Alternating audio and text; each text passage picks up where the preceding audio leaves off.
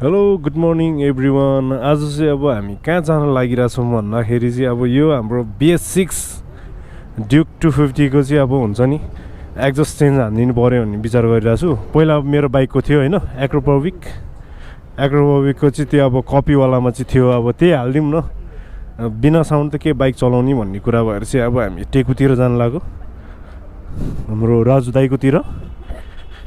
अनि त्यही नै हो गाइस, आज चाहिँ अब कसरी मिलाउन सकिन्छ होइन, मिलाउनेतिर ट्राई गरौँ हामी। त्यही नै हो गाइस, अब त्यही नै हो। अब त टेकुतिरै गएर भेटौँला है। जस म चाहिँ अब टेकु आइपुग्नै लाग्यो, टेकु आइपुगिसक्यो भनौँ है। अनि हाम्रो अब जस लोकेसन चाहिँ यता अब यो टेकु हस्पिटलबाट जान पनि सकिन्छ है, जताबाट पनि जान सकिन्छ भनौँ न। ठ्याक्कै यो चाहिँ अब कता नि खोला साइडतिर पर्छ क्या, यो मोडिफिकेसन अब यो भोटेपालको अपोजिट साइडको यो खोला साइडतिर पर्छ, त्यही नै भनौँ न।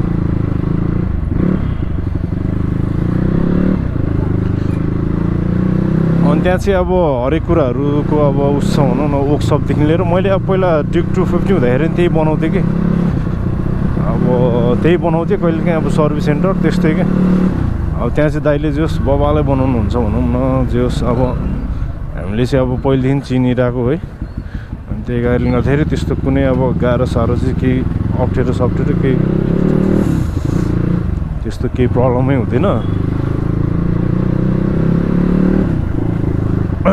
अनि स्टिकर पसलहरू पनि छ त्यहीँ है, अब सुशील दाइको। तपाईँहरूले अब स्टिकर नै त्यहाँ अब स्टिकरहरू चाहियो भने पनि होइन मजाले हेर्न सकिन्छ भनौँ न। मेरो चाहिँ अलिकति ह्यान्डललाई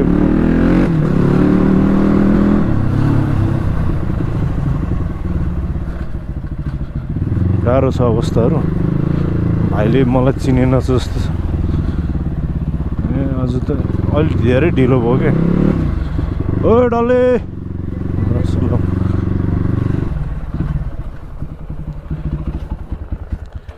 धेरै ढिलो भयो यार धेरै ढिलो भयो है। भाइले चाहिँ अब एक दुई दिन रहर पुऱ्याउने रे होइन। अहिले चाहिँ हामी ठ्याक्कै कहाँ छौँ भन्दाखेरि चाहिँ टेकुमा छौँ कि, टेकुको यो खोला साइडमा होइन, जोस भोटेपालको अपोजिट साइड तल त्यो मोडिफिकेसन साइडतिर हो, खोला साइडतिर छौँ। यहाँ चाहिँ हाम्रो अब राज दाइको वर्कसप छ, यता सुशील दाइको अब के अरे स्टिकर पसल पनि छ। वर्कसप चाहिँ यहाँ हो तपाईँको।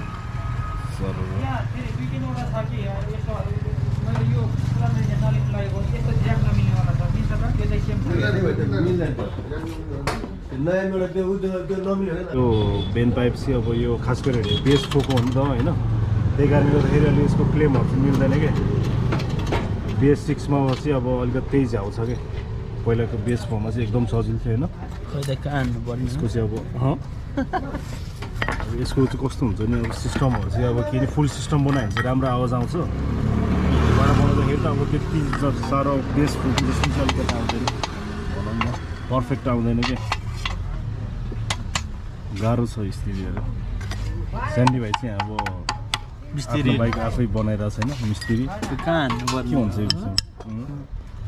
इन्जिन पुवाल पार्छ त हावा जाने ठाउँ छैन भन्दै थियो। ल यसरी भ्याट हानेर सकियो नि त यो गइहाल्यो नि त्यो त।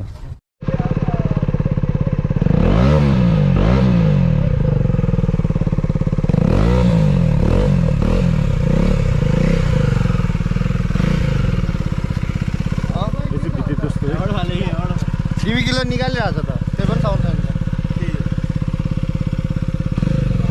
यसमा आउँदैन कि BS6 मा आउँदैन, फुल सिस्टम बनाउनुपर्छ। त्यो फुल सिस्टम बनाउनु भने अब हामी टेकबाट निस्किसक्यौँ। आज जस के BS6 मा चाहिँ अलिकति भने जस्तो आवाजै आउँदैन कि फुल सिस्टम बनाउनु पऱ्यो होइन। BS4 मा चाहिँ बरु सिस्टम दामी थियो भनौँ न।